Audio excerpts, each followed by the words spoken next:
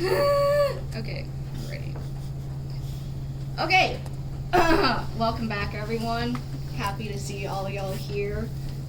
Today we have, So these next two software lectures I'm calling the synchronization series because they address a lot of the, or some things that we glossed over when we did our original MATLAB simulation of the transmitter and receiver. But before we get in, and then there's also going to be a segment number 2, a second part to this, because there's quite a few synchronization issues that we have to deal with in WRAP. But before we get to that, a few announcements. If you haven't heard, this is our last full group lecture and last full group module, which will be module number 4. After that, we'll be splitting up into the software team and the hardware team to give you a bit more specialized info on the WRAP system, and then we'll also be doing software R&D and hardware R&D, and Zaire and I will talk more about that in the next few weeks. Also, last full group work session is this Saturday. Main focus will be module number 4, so ideally over the course of this week you have some time to work on module number 4, and then we can all figure things out on Saturday together. Module number 4 will be due sometime the beginning of week 4, and then, I already said this, we'll split into hardware and software. But, any initial questions about what the rest of the WRAP year will look like? What's up? When will module 4 be released? Later tonight. Yeah, you're welcome.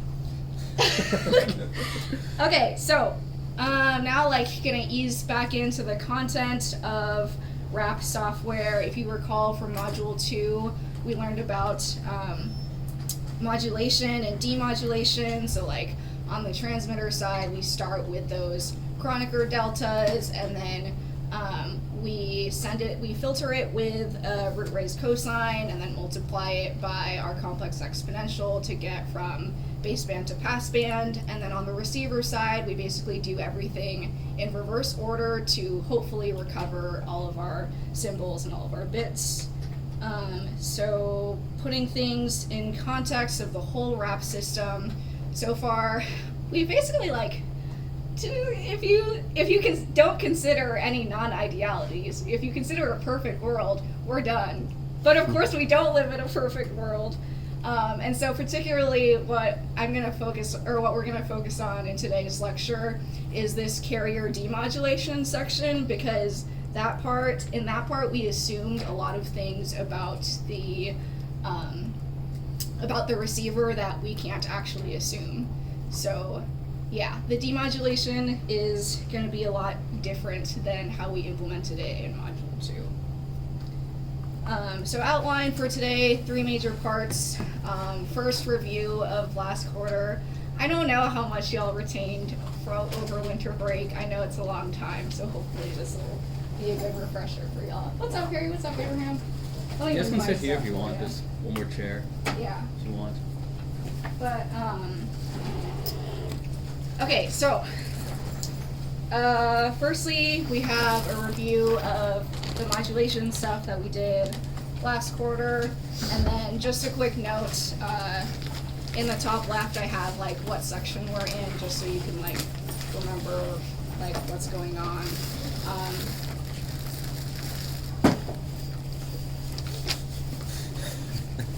So,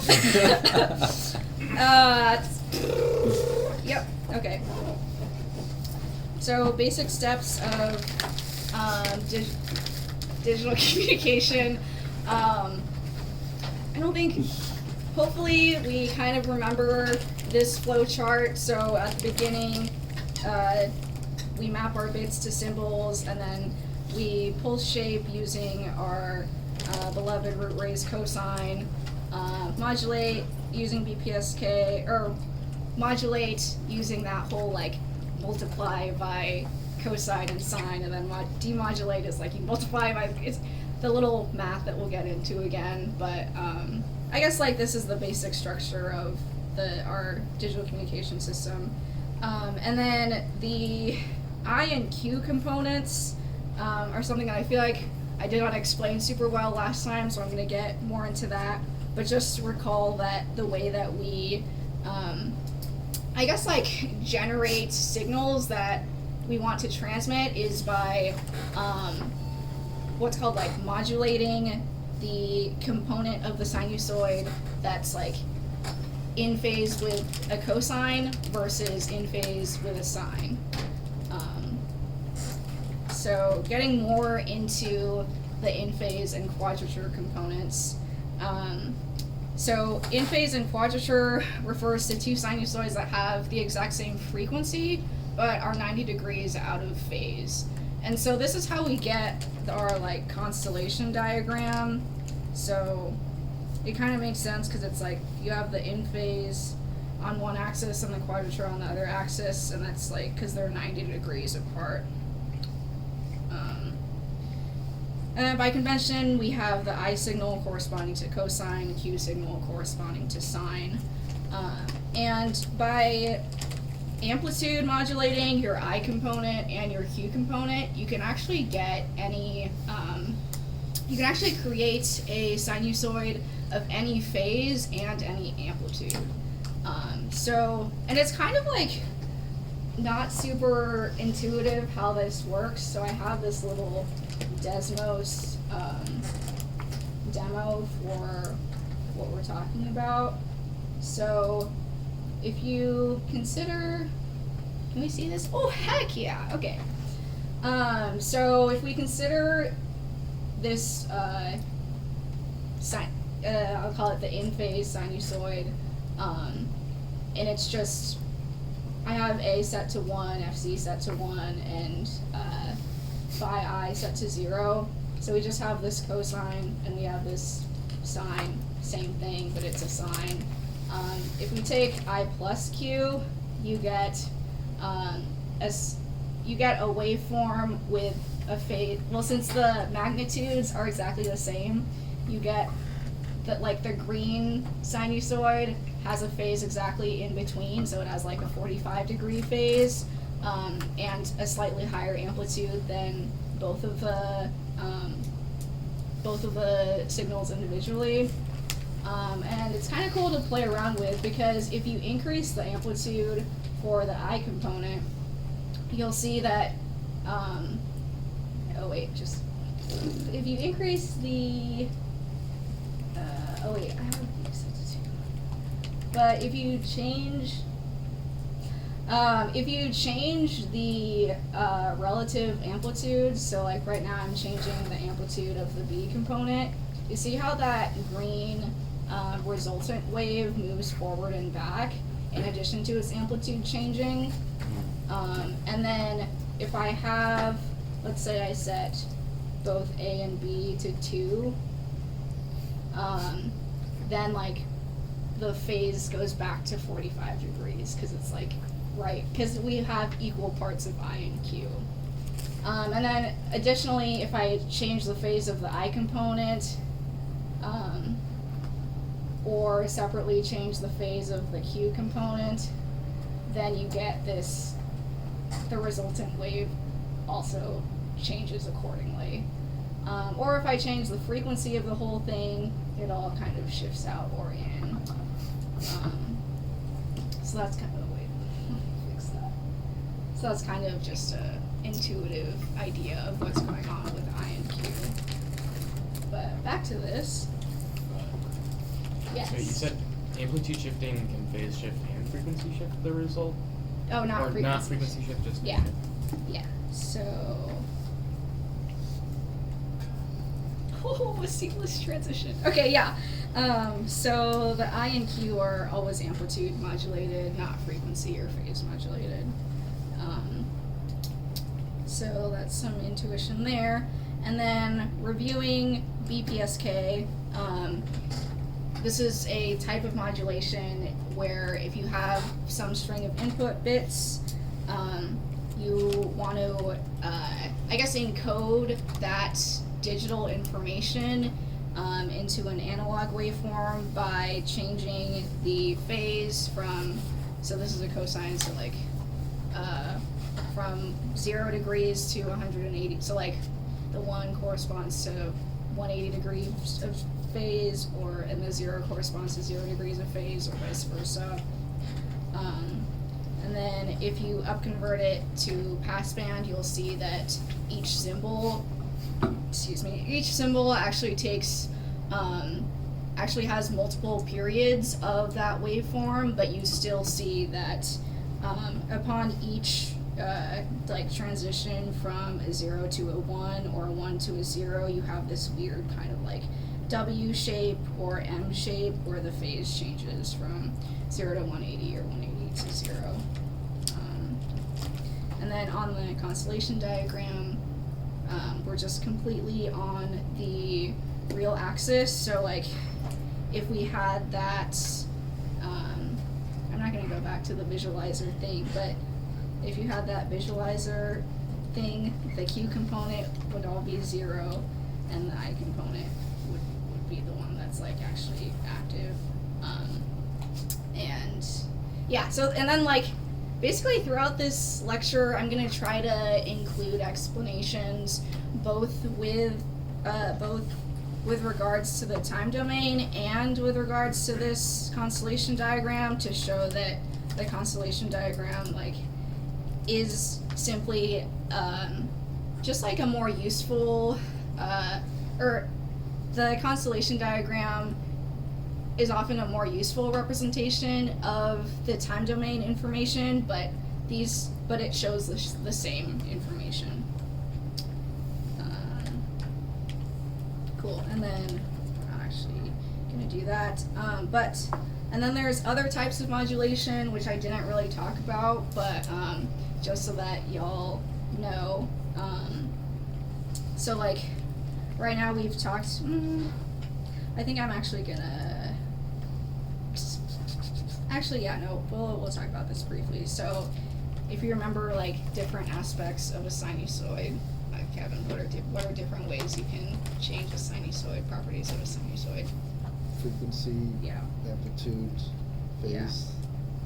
Yeah. Yep, frequency, phase, amplitude. And then the last one, if you're like, oh, why are there 4 bullet points on here? The last one is that you can actually modulate both the amplitude and the phase at the same time. And the reason you can do that is also shown in my Desmos demo of like if you remember from the Desmos demo, if you can change both the amplitude and the phase of that green signal by changing the amplitude of the red signal and the amplitude of the blue signal in different amounts. And then there's also higher order modulations, which is basically where you, instead of each symbol representing just 1 bit, so like a 0 or 1, you can have like 4 different symbols where each symbol represents 2 bits, so you can have 0, 0, 0, 1, 1, 0, 1, 1. And the benefit to higher order modulations is that you can have a higher throughput of, let me see if I worded this better in my notes. Yeah, you can transmit more information for a given symbol rate.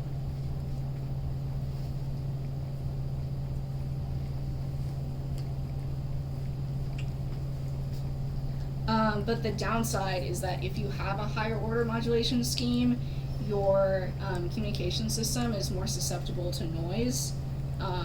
As in, noises, there's a lower margin for, or as in your system is less tolerable to noise. I'll explain that in the next slide. More system. Let's be a bit.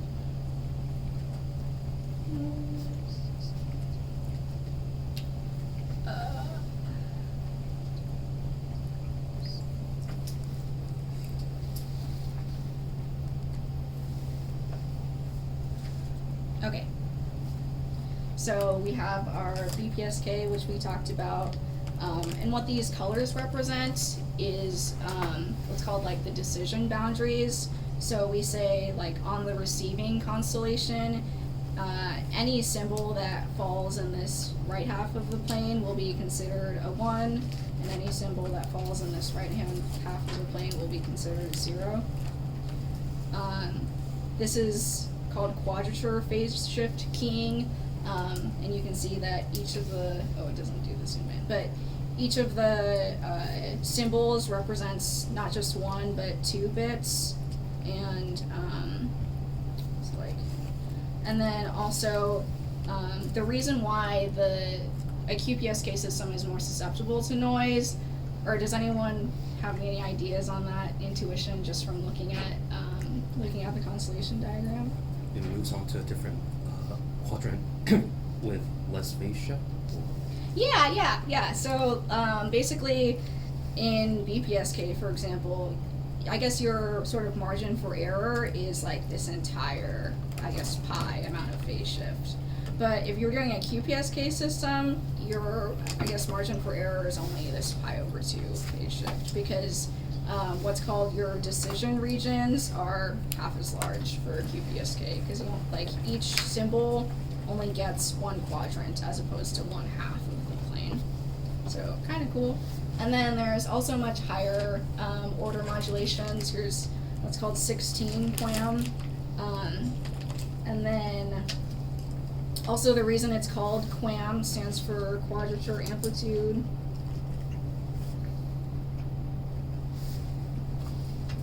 Modulation. Is because in addition to modulating the phase, which just controls, like, I guess, where you are on the unit circle, like this, you can also modulate the amplitude of your signal, which affects how far away you are from the origin. So like this is one amplitude, this is another amplitude, and this is how you get like signals that are further, or symbols that are further away from the origin. But yeah, and then there's also frequency shift keying, which you can't represent on a constellation diagram because it's different frequencies, but that also exists. Yeah, anyway, that's just so that you have a fuller picture of the world of digital modulation schemes.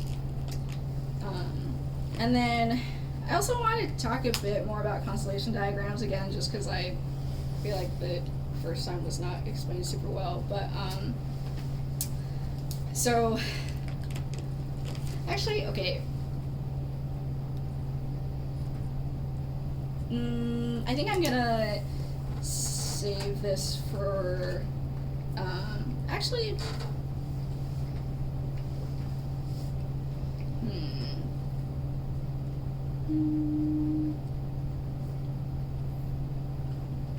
actually, I think this will be explained later on in the lecture.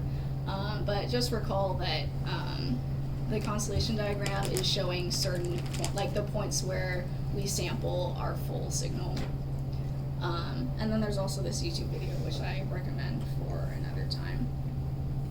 But anyway, the reason I bring up constellation diagrams is because we're going to be looking at them a lot in the case, or in this next module, because they're very useful for figuring out what is going wrong with our WRAP system. So, what's up?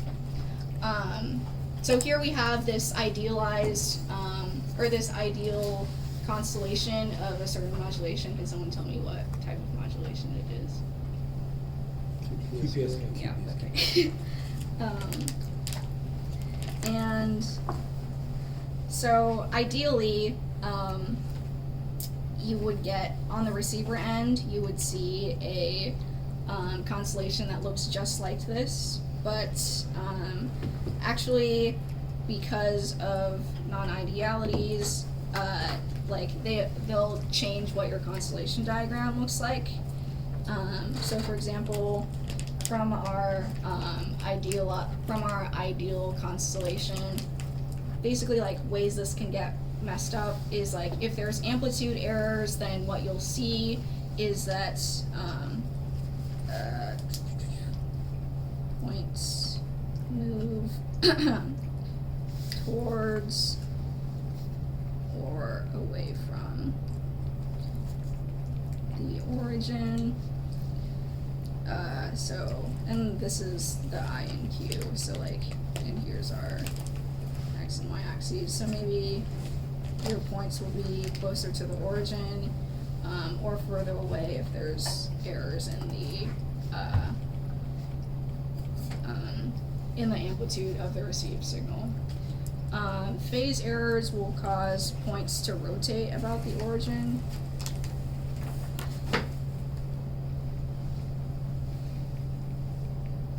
We talked a little bit about this earlier, but like, for example, if you have, say like, maybe like 10 degrees of phase error, your constellation diagram will look something like these red points, which is fine, right? Because the point is still in the same quadrant, it's just a matter of if you have more than, more than a 45 degree phase error, then it'll be bad. And then random noise, or anyone have any guesses as to what random noise will look like in a constellation diagram? Would the 4 dots move the same amount to a random direction? Or would the dots become larger? Yeah, that's what I was looking for. You get like essentially a cloud of points, because it's just random noise. So I have causes the points to spread out. And then if you have imperfections in the way that you demodulate, then generally just the geometry, they alter the geometry of the constellation, but we're not really going to get into that. Okay, so quick quiz. What are the causes of, so we have our ideal constellation on the left. What are the causes of, or like what kinds of non-idealities are causing the constellation diagrams on the right? So like Random first, noise. Yep, noise. Second one is Phase. Yeah, what's the third one? Phase and noise. Phase Yeah. and Yep. And you can see that we'll need certain ways to accommodate or to account for. Wait, I'll also just, so like you kind of see like the random noise plus the phase noise, and then random noise. It gives us that constellation. But anyway, and then like basically our receiver is gonna get something like that. But we got it. Okay. Okay, so that's it for the first section. It was very short, but since it's been a while, I just want to spend like 5 minutes. I think most people in this room know each other already, but if you don't know the person sitting next to you, just share name, pronouns, your hometown, and then something cool that you did over winter break. And then we'll come back in 5 minutes. Please talk to each other so we don't sit in silence. Is it on the record? Yes. Yeah, it's on the record. All of the errors would be still